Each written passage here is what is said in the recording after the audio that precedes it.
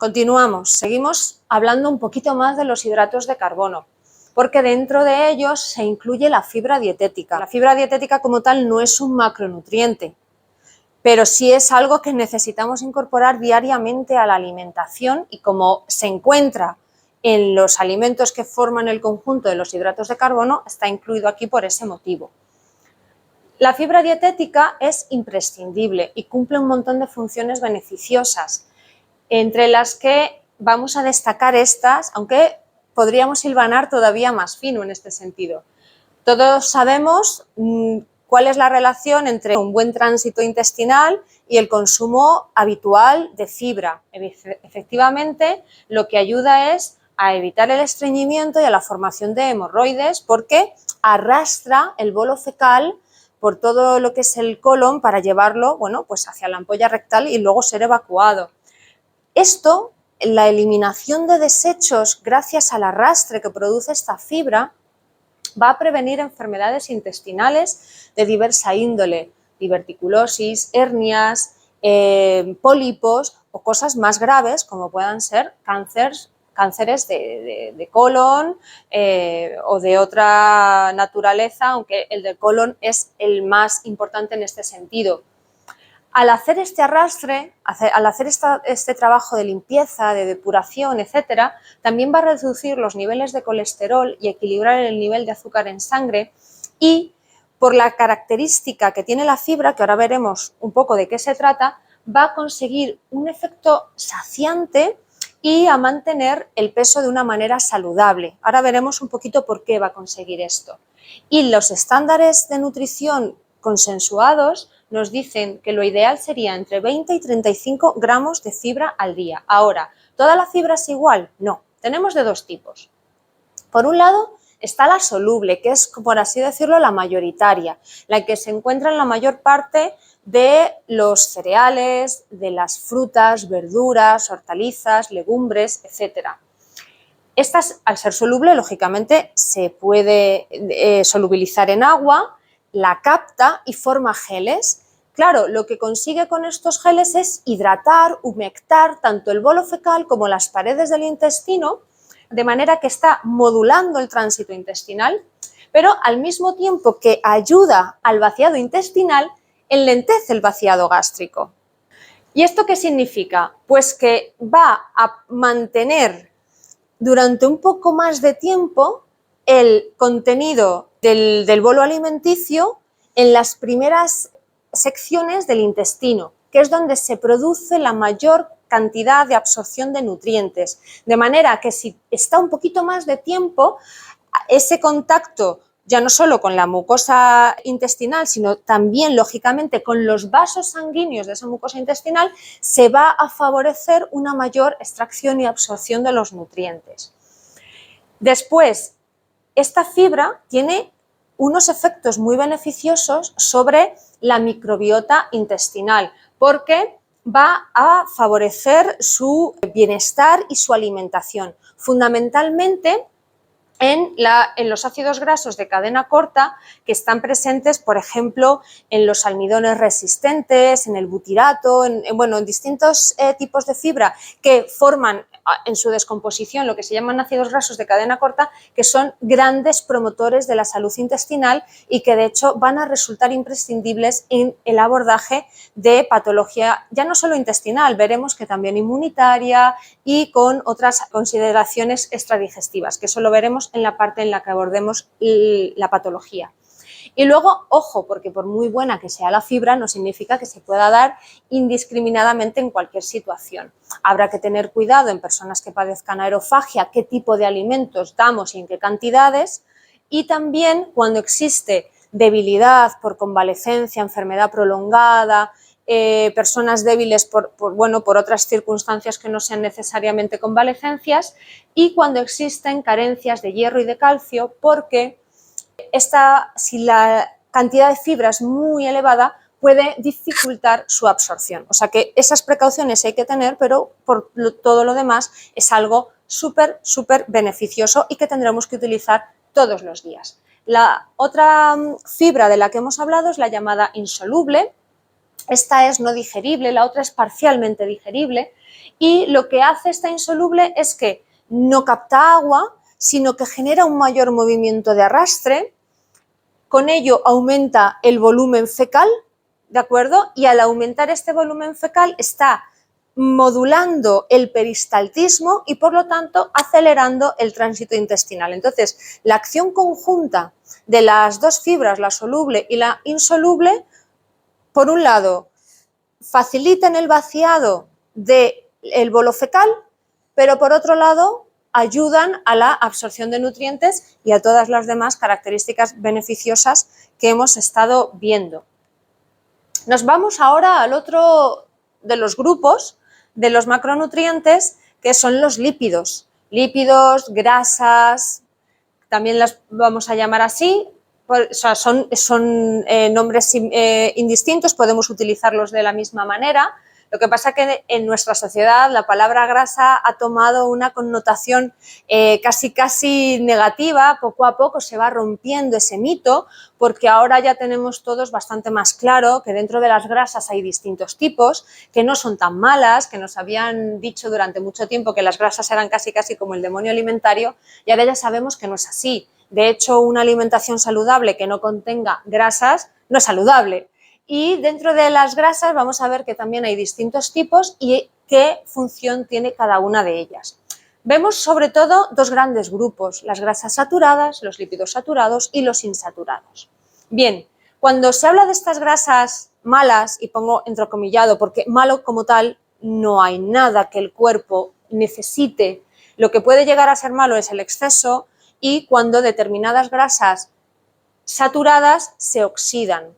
Porque claro, los triglicéridos y el colesterol parecen los malos de la peli y sin embargo son sustancias absolutamente imprescindibles en nuestro organismo, realizan muchas funciones. Lo que pasa es que tienen una estructura química, una estructura molecular que hace que sus enlaces sean simples y por lo tanto rígidos, con estructuras que son poco adaptativas, fácilmente oxidables y que solidifican a temperatura ambiente. Entonces, cuando esos triglicéridos se oxidan, cuando ese colesterol se acumula en exceso y llega a solidificar, es cuando encontramos los problemas cardiovasculares como la aterosclerosis, la dislipemia, etc. Pero eso ocurre cuando la alimentación y los hábitos de vida no saludables como el sedentarismo, hábitos tóxicos, fumar, beber alcohol en exceso, etc., van produciendo esto. Si no, dentro de una alimentación equilibrada,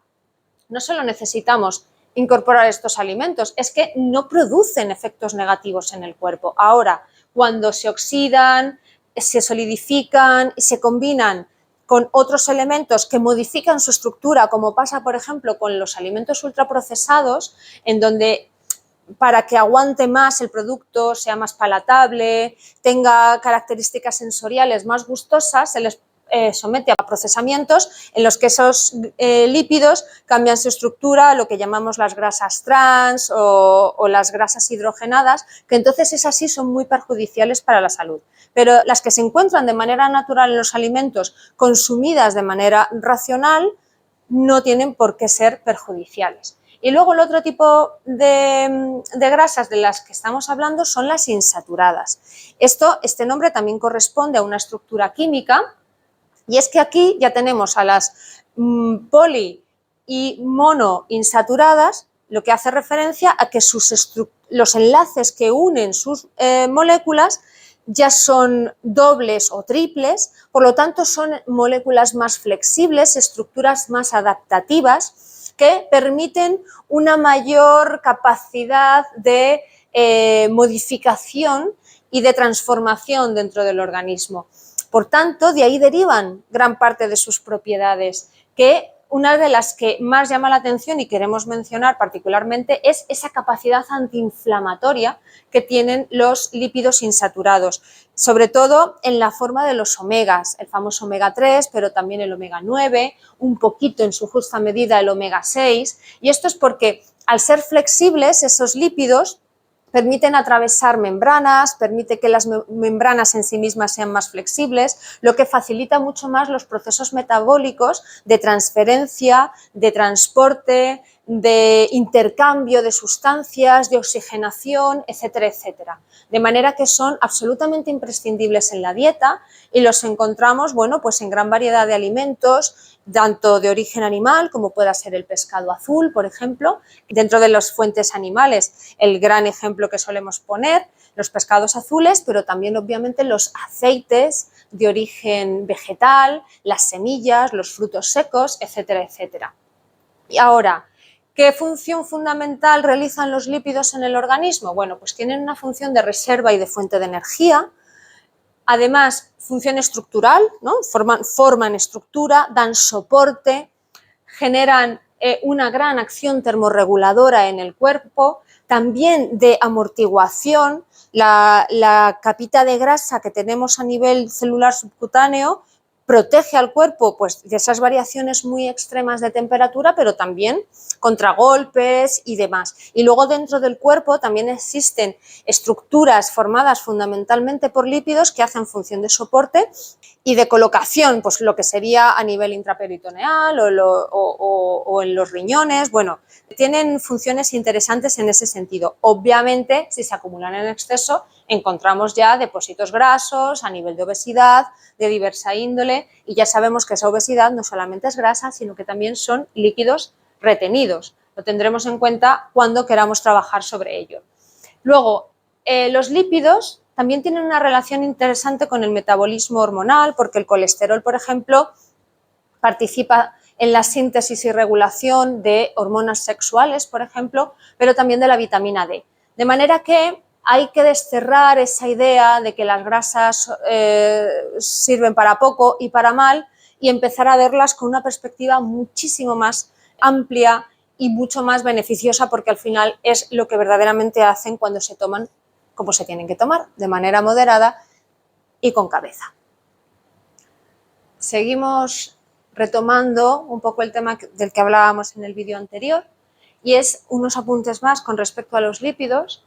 Mencionábamos la importancia que tienen. En este caso, también quiero mencionar que el colesterol es vital para el buen funcionamiento orgánico por múltiples funciones, ya no solo la síntesis de hormonas sexuales, la relación con el metabolismo de la vitamina D, sino también con su participación en todas las membranas celulares. Recordemos que las membranas de las células tienen una bicapa lipídica, lo que significa que su funcionamiento correcto depende de que los lípidos que conforman esa membrana sean flexibles para permitir el intercambio de sustancias, de gaseoso y demás.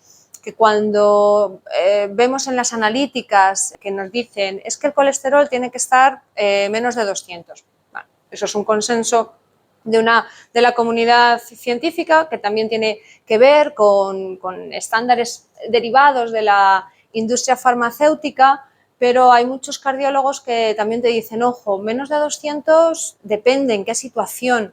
Desde luego, lo que sí hay que tener en cuenta es que un índice menor de 150 de colesterol en sangre implica riesgo nutricional, y un índice cercano a 100 y por supuesto menor o igual a 100 implica un alto riesgo neurológico.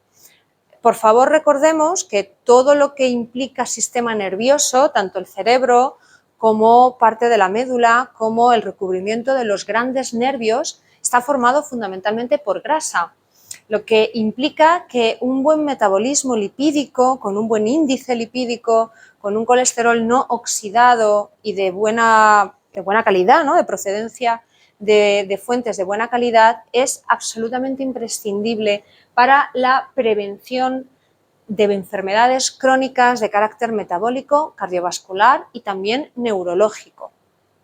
Dicho esto, hacemos el repaso de los datos numéricos respecto a los lípidos, en el que vemos que 1 gramo de lípidos van a proporcionar 9 kilocalorías, son el sustrato energético que más rinde. Lo que pasa que no es el que se utiliza de manera inmediata. El que el cuerpo utiliza de manera inmediata es el sustrato energético que proviene de la glucosa, que a su vez proviene de los hidratos de carbono. ¿Y cuándo se empieza a utilizar como combustible orgánico a los lípidos?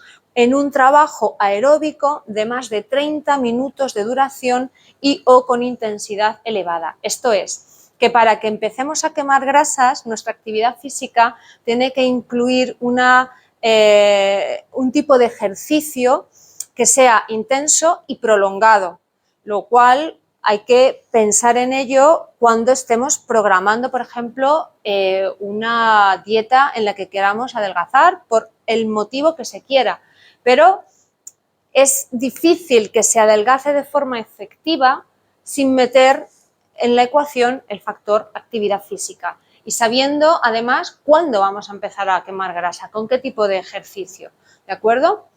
El consenso nutricional dice que las grasas deben suponer entre el 20 y el 30% de los nutrientes de la ingesta diaria, por supuesto, teniendo en cuenta que igual o menor al 7% correspondiente a grasas saturadas.